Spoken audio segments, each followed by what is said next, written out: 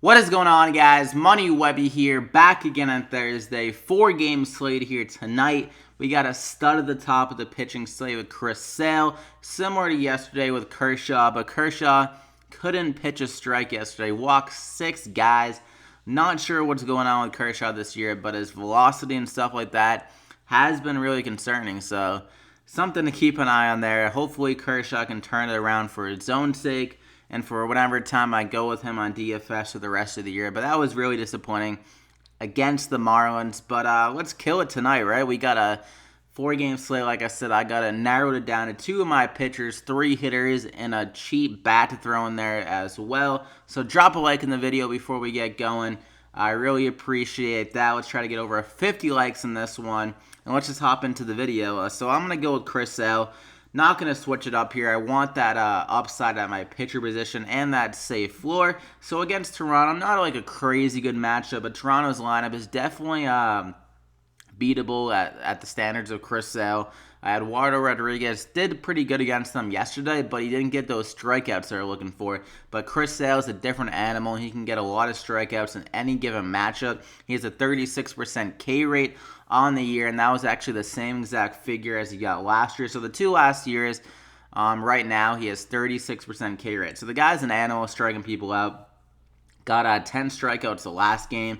And he didn't even pitch that well compared to like his normal standards. Allowed 6 hits and gave up 3 earned runs. But that upside with the K's gave him 25 DraftKings points, and he still didn't get the win in that game as well. So against Toronto here, think he can get some more run support. I think he'll just pitch better, honestly. He hasn't had that like extremely dominant game besides game 1 against Tampa Bay when he threw a 1-hitter there. So I think he's going to get back to that and show off that great upside against Toronto, because there's a lot of guys here that aren't like great hitters. Besides maybe Justin Smoke, there's a lot of pretty good guys. But Chris Sale, I feel like he kind of only struggles really when he's going against those like really solid hitters. I don't know. But Chris Sale, 1,300, not much more to it. I mean, he is what he is. I think he'll approach that 30-plus upside and also get the W in this game. They're heavy favorites. So Chris Sale, lock him in there. And for my second guy, it's tough to really pay up for these for a second starting pitcher and be able to get like okay, like solid bats in your lineup. So like as much as I want to go Dylan Bundy or even Chris Archer there in that game, I think I got to go Kyle Hendricks just based on the price at 6,900 here going against Milwaukee. I mean, not a crazy good upside, but Milwaukee is still prone to strikeouts. They're striking out 24% of the time against right-handed pitchers, so that can help Hendricks get some good floor to his game and also get his upside for this spot. So against Milwaukee here, his history is pretty solid against them, allowing a 220 average and around a 20% K rate. Not crazy good K stuff. I mean, Hendricks isn't a crazy good strikeout pitcher, but he is normally pretty solid. Like, he is normally pretty safe.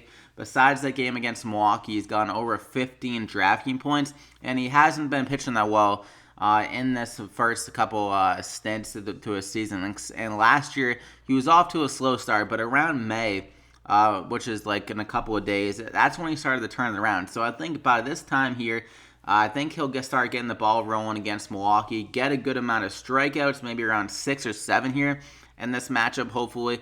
And I just like the discount here. I think he should be in line for the win as well. Chase Anderson has been kind of struggling this year for Milwaukee, so the Cubs could get to him. I think Hendricks is due for a big game. He's kind of struggled out of the gate, and he's a better pitcher than what he has shown this year. So good bounce-back spot for Hendricks here at home in Chicago. Their conditions aren't great for hitting. It's kind of a little bit cold still in Chicago, so Hendricks can take advantage of that. So go ahead and lock him in there. And now let's move on to the hitters. Like, just for reference, at 37.62, solid amount to get a few hitters that you'd like in with that. But if you go like Chris Archer there, you're only left with 3,500, or Dylan Bundy 3,400. So you have to go super value with those guys. And there's not really as many value guys as I would like on this 4-game slate. They really kind of fill it up there. Maybe if we were on a bigger slate, it'd be easier to kind of pick and choose some value spots. But that's just what I'm thinking with that Kyle Hendricks pick. But let's get into my hitters. Lucas DUDA, went with him yesterday. Didn't do anything for me. He still is at upside, like I mentioned, in every single matchup, though, and especially against right-handed pitchers. So he's going against another one here in Lucas Giolito, who's really struggled this in general this year. He is walking a ton of guys, letting up a lot of hits. And Lucas DUDA has already gotten a home run off Giolito and 5 at-bats, so he definitely has an upside. We know he has great power. He had over 20 home runs against right-handed pitchers last year. And also the weather conditions for lefty hitters in this game is pretty damn solid. You got 8-mile-an-hour winds blowing to right field, so that'll help the ball carry. And I think the air is supposed to be pretty thin, pretty solid temperatures as well, around the 60s, some humidity there. So the ball can definitely travel for DUDA in this game and all left-handed batters. So that power upside is there, and I like the price at $3,600, a nice little discount. So I'm going to go ahead and lock him in there. We're going to stick with this left-handed batters. That's pretty much the theme of the video. I don't know why I typed in Moose, but I wrote down Moose in my notes, and I just typed in Moose. But Moose here, $4,600, another guy against Giolito, another lefty here, similar to kind of what I just mentioned.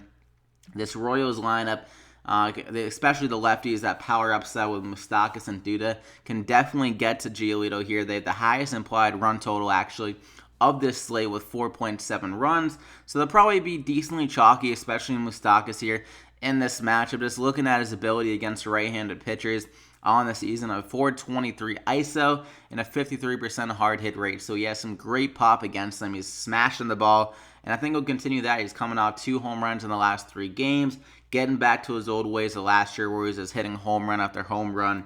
So $4,600, not a bad price tag, honestly, because he's one of the, I think I'd probably say like the highest percent chance of hitting a home run of any hitter on this slate. So we're going to go ahead and lock in MOUSTAKAS there, and then we're going to stick with another lefty here in that same exact game, YOÁN MONCADA here at $4,400, another guy absolutely killing the ball against right-handed pitchers on the year, and also he has that speed ability. He has 4 stolen bases against right-handed pitchers, so that's great to see another upside ability there with the stolen base ability. And then he has 5 home runs against right-handed pitchers on the year, so he has that speed power combo, which I always love. And at $4,400, not a bad price tag there. The guy has been killing it recently. He got 31 DraftKings points in that matchup against Seattle. Almost got a hit for the cycle there, but didn't get a single. And now he got 14 DraftKings points last night with the home run. So his power has been tremendous. He has a 52% hard hit rate against right-handed pitchers, and he's at the top of the order. So he always has that 5 at-bat ability here. If the rest of the lineup can do anything behind him. So YOÁN MONCADA, like him a lot here. Going against Junis for the Royals. He's an okay pitcher. He's been pitching better than he's supposed to be. So I think he can come down to earth here, and MONCADA can definitely take advantage of him. So go ahead and lock him in there.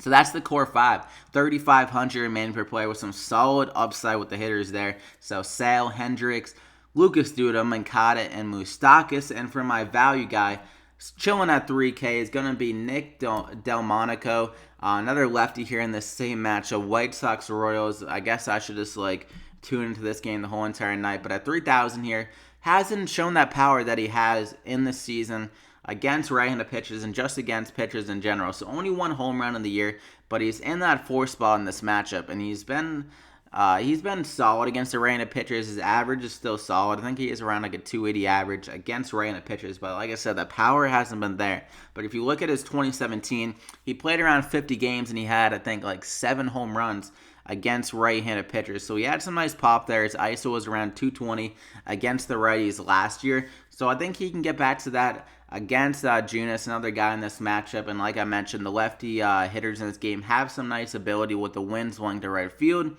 some thin air, humidity, some solid temperatures. So Nicky DELMONICO, solid little value here at $3K at the top of the order. You always want to have those guys in the top of the order with the more bats and just the more ability to produce drafting points with those run capabilities. So Nicky DELMONICO hasn't hit that upside this year, but this is definitely a spot where he can get it done. Him and MONCADA, MONCADA hits a double. Nicky DELMONICO hits him in with a home run, hopefully. So $3K, nice value. Lock him in there. So that gets you up to $3,625 remaining per player. So that is all I have. Nice value there. Some nice upside across the board. So I hope you guys enjoyed the video.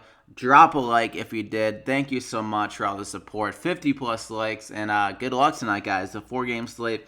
Let's try to kill it. Hopefully our ace, Chris Sale, doesn't screw us over like friggin' Kershaw did yesterday. But I trust Chris Sale. Think he'll get it done here tonight.